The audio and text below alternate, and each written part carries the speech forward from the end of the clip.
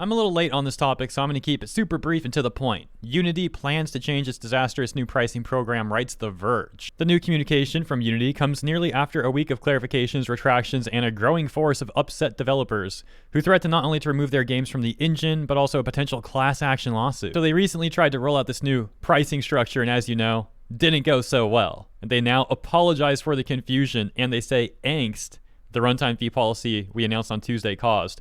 Many people pointing out that the terminology of calling the backlash angst comes off extremely bad. If you'd like to read the full statement, there you go. It's just a little bit longer if you want to pause. And throughout all this bad news, MarketWatch from just 1 hour ago talks about Unity's stock price plunging. NME also reporting how Unity received a death threat, apparently from one of its own employees. And I've seen two theories about that. One suggesting that the employee is disgruntled, and the second suggesting that it's some sort of false flag operation potentially created by the executives to garner sympathy after all the backlash from their pricing structure news. Many people are also talking about the news regarding potential insider trading, although it does seem like opinions are more split on that claim, as some people say that it's really not a large enough sale to actually be insider trading, but others finding that the amount really doesn't matter and it would still potentially be a breach of SEC law. Closing out by returning to the most recent statement, they did mention that they're going to share an update in a couple of days as they make changes to the policy.